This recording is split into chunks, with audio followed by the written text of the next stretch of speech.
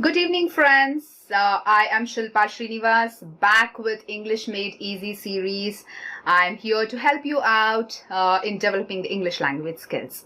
So before we get on with today's class, let me just begin by extending my heartfelt thanks and extreme gratitude to Mr. Gampa Nageswar sir, the head of Impact Foundation, for his generosity and determination to serve the society at his best. I will be ever grateful to you, sir. Thank you so much for this wonderful opportunity you have given, the platform you have provided to numerous people to help the society at large. Thank you very much. On that note, let us start today's class. And before we start, I just want to let you know, friends, that I'm always here to help you out with enhancing your English language skills. And you can reach me on 7019164449. Yes, that's my number. You can WhatsApp me on 7019164449. All right, so today's class is all about, action verbs. I'm trying to also teach grammar in a subtle way. So I'm bringing in grammar slowly in my series. So today we're going to focus on action verbs. We all have heard and learnt about verbs right from our school level, isn't it? Verbs are those words which shows the action in a sentence. Now, what are action verbs? They are the words which show actions like, for example, run, play, jump, act, dance, sing. Yeah, these are action verbs. Now, before getting on with the grammar part, I just want to ask you all a simple question. How many of you watching this video have felt at some point in time that I am not as good as him, as good as her in speaking English? If I knew English better, if at all I could speak more fluently, I would have been much happier at myself. I would have been a happier person, a much more satisfied person, If at all I could do that like my friend over there, or like my colleague in the office, or, like my relative over there, or, anybody else, if I could speak like them, I would have been much more happier. Have you ever compared yourself to anybody else, especially when it comes to speaking English, my friends? I'm sure that's a very natural emotion which comes to us, and we tend to compare ourselves to others in our everyday life, isn't it? So let us just begin our class today on a very positive note by letting out this negative emotion of comparison. It is good to compare ourselves if it is for our betterment and towards our progress in a very positive way. But we tend to take it in a very negative way. I would call it is a vicious cycle of comparison.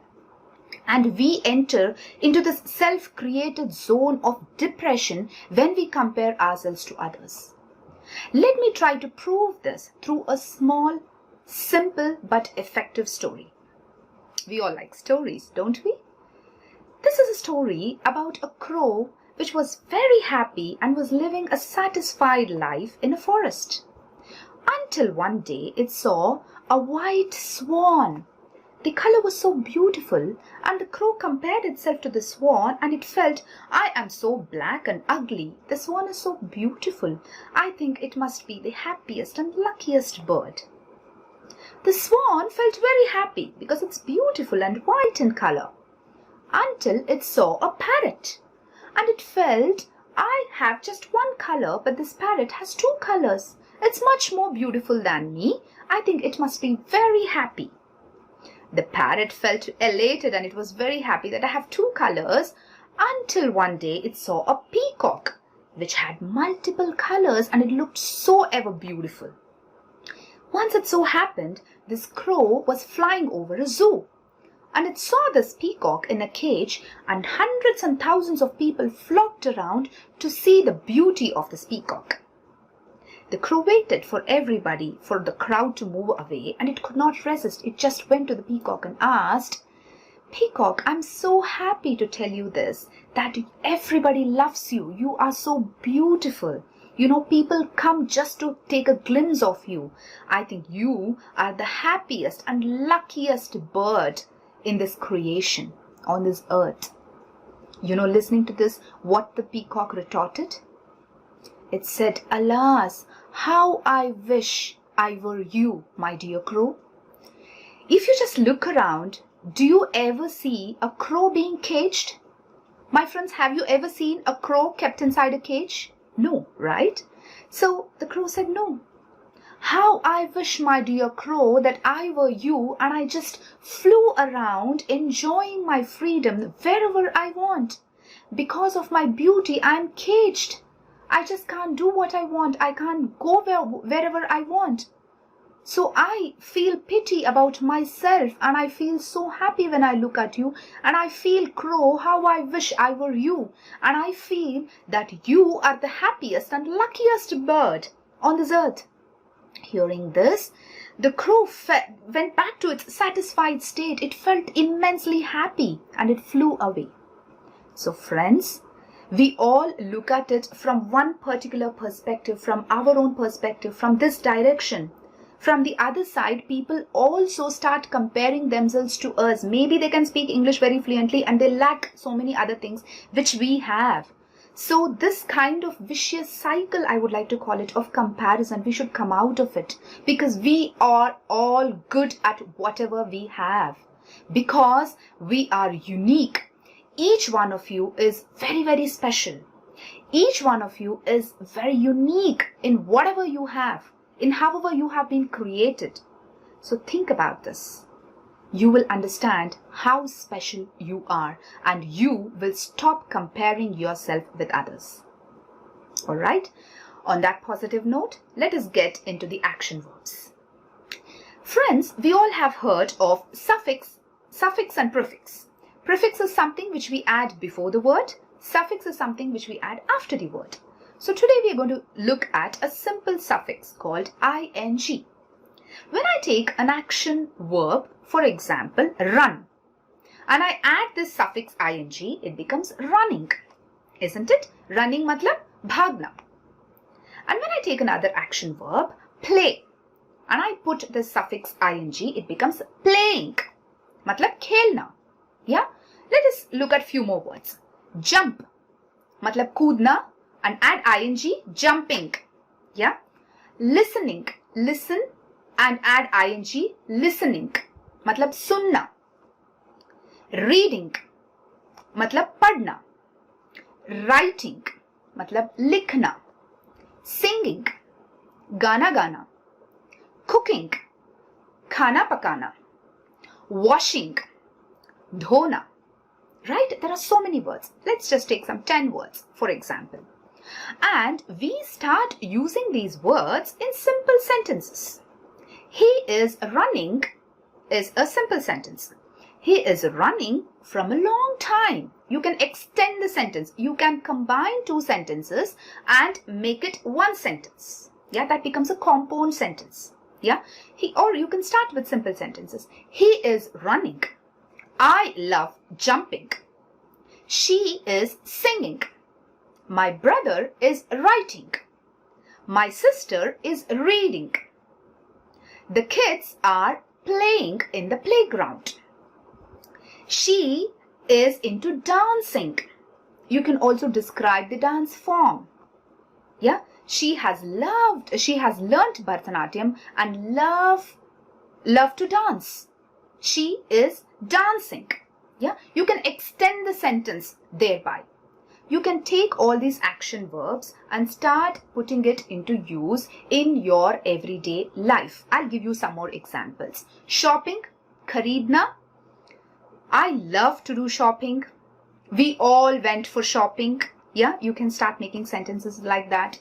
Throwing, matlab fenkna. He's been throwing stones.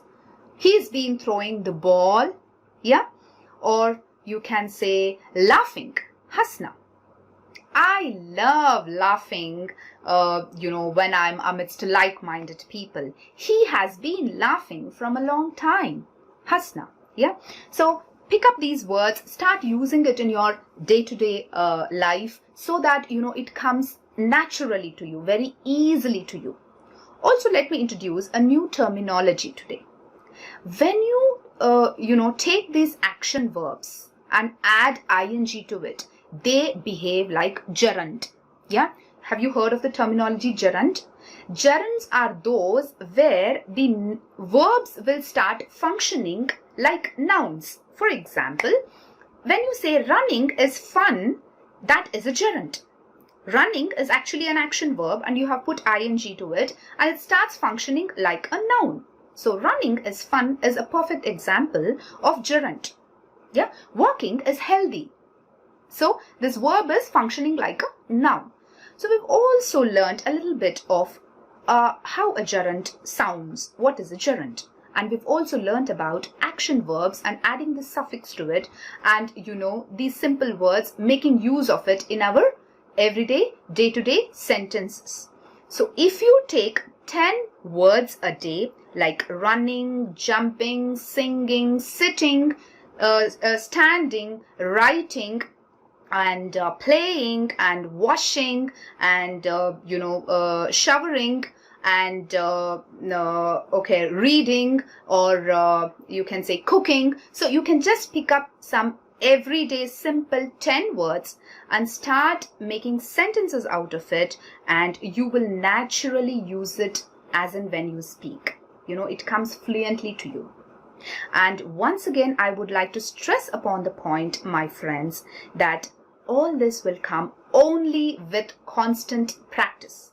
Nothing comes easily. You might read a lot of books. You might be reading newspaper every day, but it is very important for all of you to put it into practice. I've been repeatedly telling you, practice in front of the mirror, practice in front of your friends, practice in front of your family. Start speaking in English, even though you feel you are not perfect, even though you feel your fluency is getting stuck. It's all right. They are those people, your first circle, who will not make fun of you, who will not laugh behind your back. It's okay. Or if you are not comfortable speaking in front of others, just speak to yourself. I've time and again spoken about audiobooks. So start recording your own voice and keep listening to it, so that while you listen, you know how much you have progressed.